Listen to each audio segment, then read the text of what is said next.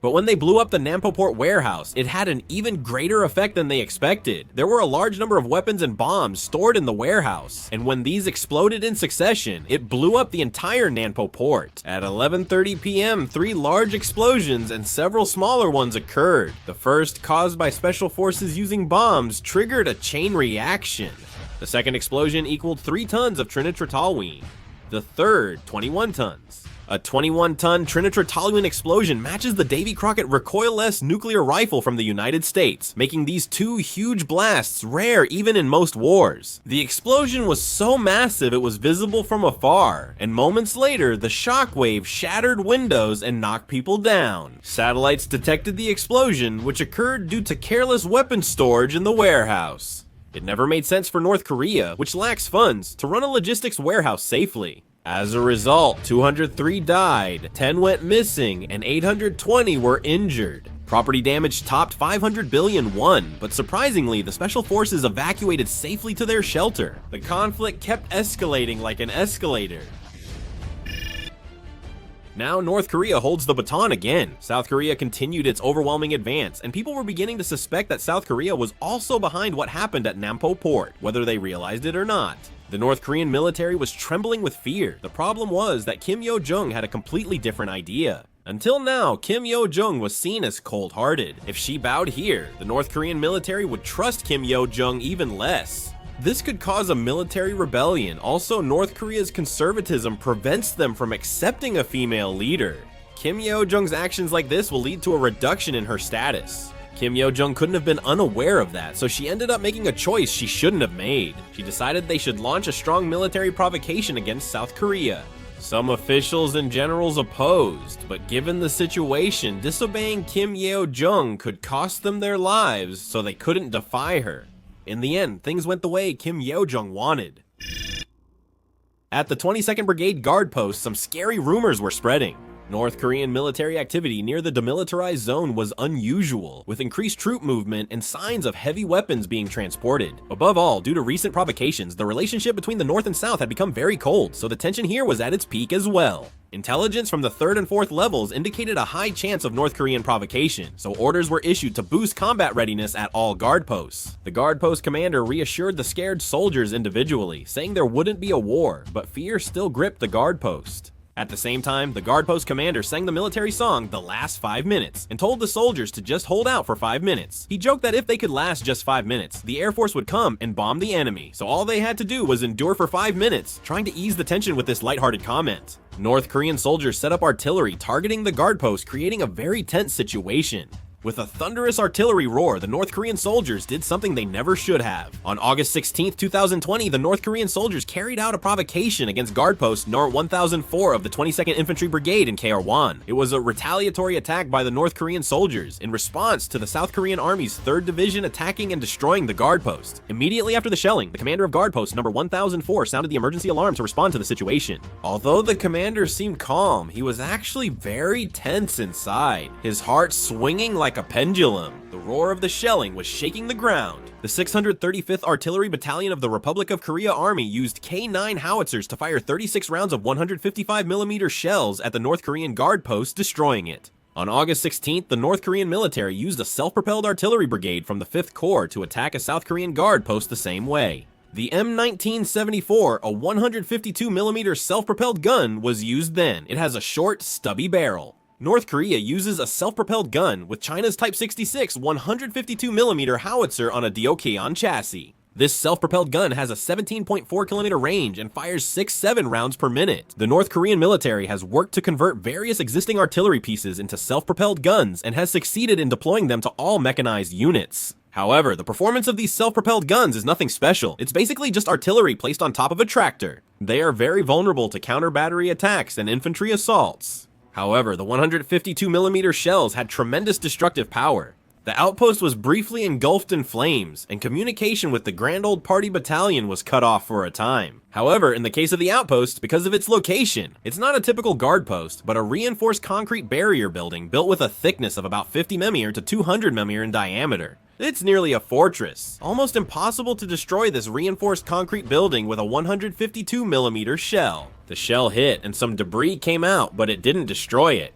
The North Korean military continued their provocations, firing sustained bursts at the guard post with 14.5mm Krupnikoly-Berny Pulemet Vladimirova anti-aircraft machine guns. No one was hurt, but it looked like a battlefield, and there was some damage, with over 152mm shells exploding everywhere. Casualties were widespread. Inside the bunker, blood covered the floor and groans filled the air. Then, the Korean army responded. Cheon Sa-ho, the bunker commander, launched retaliatory attacks on the North Korean bunker.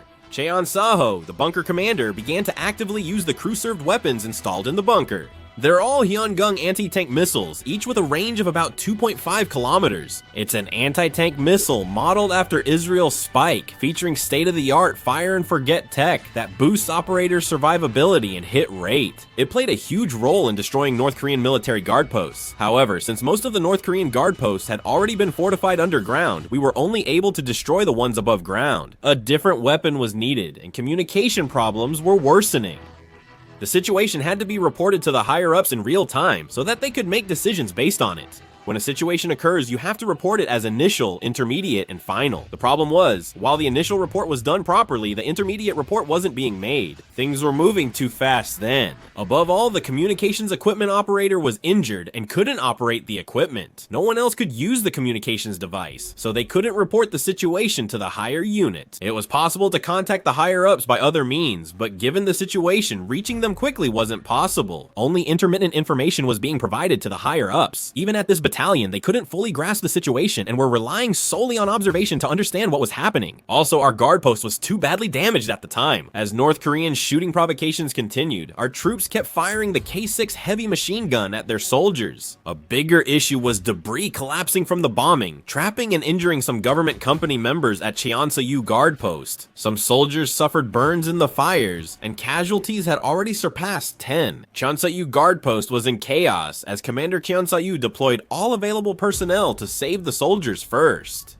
From the start, 40 or 50 men couldn't withstand battalion-level firepower. The soldiers at Cheonsa-yu guard post fired at North Korean troops as if ready to die. In some places, even after losing an arm, soldiers showed determination by using their teeth to pull back and push forward the bolt when their guns malfunctioned, displaying a resolute spirit. With continued attacks, holding out seemed impossible. The Taeguki at Cheonsa-yu guard post fluttered in the black smoke.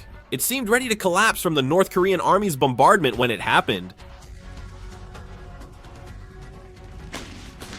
5 minutes into the battle, the 635th Artillery Battalion of the 3rd Division arrived to help. They used K9 self-propelled howitzers to devastate the bombardment site. The 155mm shell explosions disabled most of the enemy's 152mm self-propelled guns. The 635th Artillery Battalion launched 300 counter-battery attacks, reducing the North Korean Army's guard post Chao Base to a wasteland. Battalion headquarters urgently tried to assess the guard post situation, repeatedly radioing us to report damage quickly.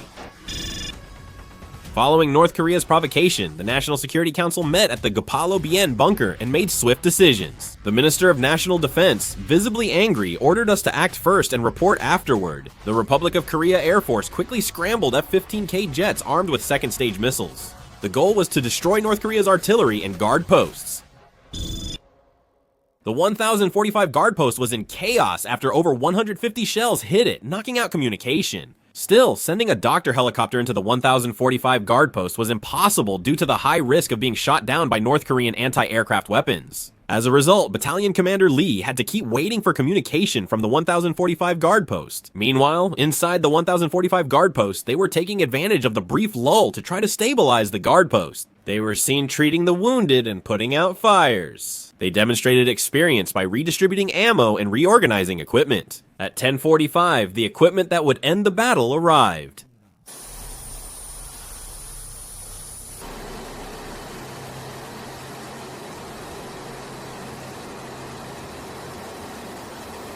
North Korea has long built massive underground facilities all over the country, fortifying the entire land according to strategic routes. South Korea's military has created offensive weapons to destroy North Korea's underground sites. Surface-to-surface and air-to-surface weapons now handle bunker buster missions. In terms of types, quantity, and power, the South Korean military possesses firepower that is second to none. In particular, the South Korean military has a variety of underground facility attack weapons that can be deployed from fighter jets. Following the 10:45 attack, South Korea quickly sent F-15K jets and fired JDAM missiles at the North Korean guard post. The JDAM missile launched from the fighter jet destroyed the North Korean guard post, including its underground sections. Not only that, but they didn't just destroy one guard post. They succeeded in destroying a total of 5 guard posts. This demonstrated the strong determination of the South Korean military. Through this JDAM missile, all 5 North Korean guard post S were completely destroyed, and the attack on the 1045 guard post was also completely stopped. However, South and North Korea's relationship had reached a point of no return, just shy of war.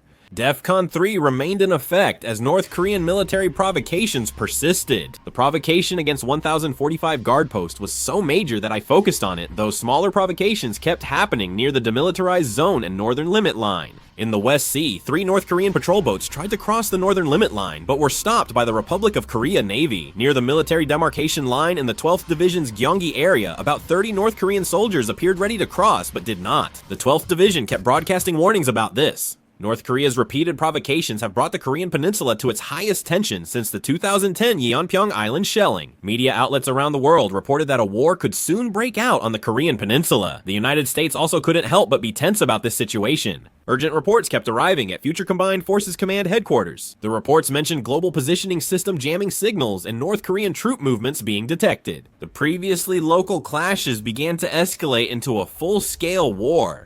The United States deployed MQ-9 Reaper drones and RQ-4 Global Hawks to scan north of the demilitarized zone and prevent war. And the United States had even prepared B-52 bombers for deployment to prevent the war. They even deliberately leaked this information to the news. Although Americans had not yet evacuated, messages were being sent to Americans living in Korea on how to evacuate in case of an emergency.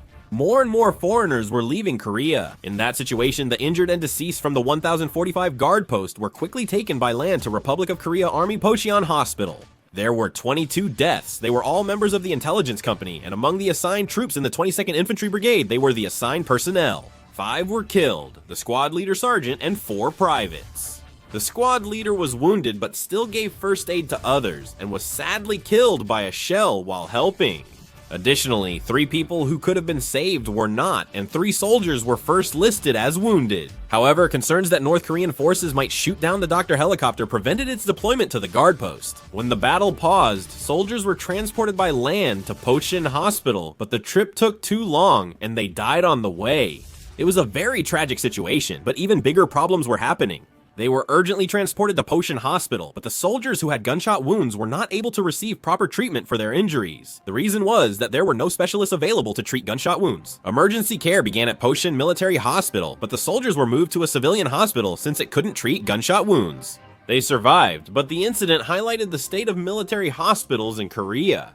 There are 19 military hospitals nationwide, but no gunshot wound specialists. Severe cases must go to civilian hospitals. Medics can't find qualified staff, so most positions are filled by unqualified people. Fewer than 1% of clinical pathology medics, 2% of radiology medics, and 3% of dental assistants for military dentists are certified. With these included, just 4% of all medics are properly certified. The issue, which is directly related to the lives of military personnel, still hasn't been resolved. Of course, it hasn't become a bigger problem yet, because public opinion focused on North Korea. Some criticized the military, but the public demanded an immediate advance north. People's anger was extremely high. If we didn't head north immediately, the presidential office might be set on fire. Political power in North Korea was rapidly consolidating around Kim Yeo-jung, causing most provocations. When political instability arises within North Korea, they create an external enemy to unify the country. Thanks to that, the military quickly became united. The problem was that there was one big difference from before. The North Korean soldiers were trembling with fear. There was significant fear of North Korea's 5th Corps, which led the provocation. The South Korean military nearly destroyed the 5th Corps, self-propelled artillery, and brigades in the incident. Within the North Korean 5th Corps self-propelled artillery, the 152mm battery was destroyed and over 50 soldiers killed. While the Yeonpyeong Island shelling caused only 6 casualties, this time the damage was much greater, with over 100 people injured or killed. This number only included casualties from the 5th Corps self-propelled artillery and the brigade. Second-stage missiles from the Republic of Korea Air Force destroyed 5 North Korean guard post positions. Bunker busters destroyed everything underground, killing over 300 North Korean soldiers who thought they were safe below. It was a huge loss. This led to rumors in the North Korean army that the South Korean military had changed and that over 500 soldiers had been killed. They were terrified of the South Korean army. Of course, the higher-ups tried to suppress these rumors and even punished people, but it was not enough to stop the fear from spreading. In that situation, another security issue arose within the 3rd Division. Details about the casualties and current situation of the Republic of Korea Army were leaked to the outside. The cause of the leak was also quite shocking. While the officers were sharing information through Telegram, one of them ended up leaking this information to his friends.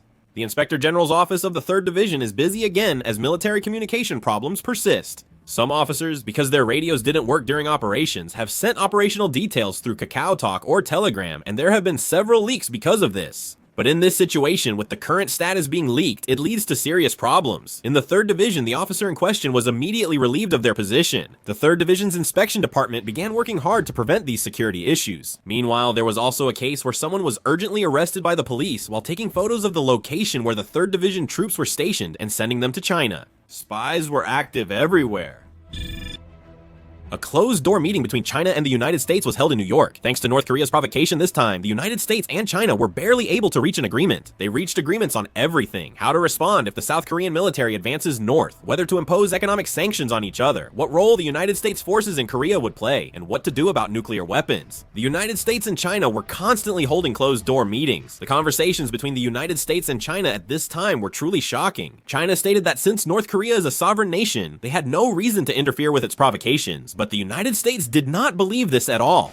At the same time, they put strong pressure on the United States. China said it opposes illegal wars, but warned the United States it will not remain passive if the United States takes military action on the Korean Peninsula. The United States had to respond firmly, warning North Korea it would fully retaliate if provoked again. They did everything possible to keep the war from becoming World War III. Both the United States and China focused on their own interests, ignoring South Korea and North Korea's positions. Though they were allies, their promise meant nothing in the tough international community. In that situation, China sent numerous drones to its private military companies. While talks were ongoing, they secretly sent drones and prepared for war with Korea. Since China leads the world in drone technology and market share, it was a clear threat. This is Gwanghwamun Square, where tens of thousands of citizens gathered. Angry citizens flocked to the square, some with taegukgi, others with candles. Young people held signs saying they didn't fear war, while many middle-aged and older people looked north angrily. At that moment, a citizen holding a microphone spoke out in anguish. As his voice echoed through the loudspeaker, the crowd shouted even louder. Some citizens even burned the North Korean flag and the Chinese 5-star flag on the ground. As the flames rose, people became even more agitated. Citizens waved the taegukgi and shouted as young men in the crowd urged protesters to march to the Blue House. The police raised their hands to control the crowd with tense expressions, but it was not enough to contain the anger of the people. At the same time, a similar protest was taking place in front of the Chinese embassy. Hundreds of citizens gathered in front of the Chinese embassy and held an anti-China demonstration. And they were holding banners saying that the Korean Peninsula does not belong to China. Some protesters also threw eggs and water bottles at the Chinese embassy. A frustrated citizen attempted to climb the embassy wall but was stopped by police. Police warned over the loudspeaker, but the crowd ignored them and shouted louder. In the past 10 years, anti-China sentiment has been growing stronger in South Korea. Now there was even open hatred toward China, and this incident caused it to erupt. In some places, Chinese people and Joseon-jak were attacked without cause. Public anger was rising. The South Korean government held an emergency meeting on military readiness and diplomatic responses. The Minister of National Defense and Joint Chiefs Chairman stressed immediate military action and cooperation with the United States military. The South Korean government considered moving to DEFCON 2 and kept all military forces on emergency alert. However, since the current state of readiness has been maintained for quite a long time, the military's fatigue level was increasing. This issue of fatigue needed to be addressed. The United States closely monitored the Korean Peninsula situation. The White House quickly condemned North Korea's provocation and considered military responses, including deploying United States forces in Korea. However, the United States worried that preparing for war and advancing could trigger conflict with China. Currently, Chinese troops are stationed in North Korea, so in this situation, there's a high possibility of a clash between United States and Chinese forces. This could potentially cause World War III or even nuclear war, so the United States had to take it seriously. The battle at 1045 Guard Post and its aftermath symbolized the tense relationship between North and South Korea and a near-war situation. The Korean peninsula was shrouded in the atmosphere of war more than ever before, and the international community began to closely watch this situation.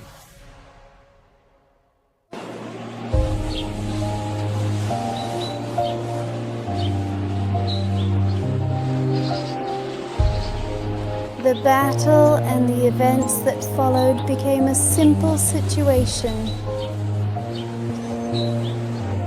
The battle and the situation was simple.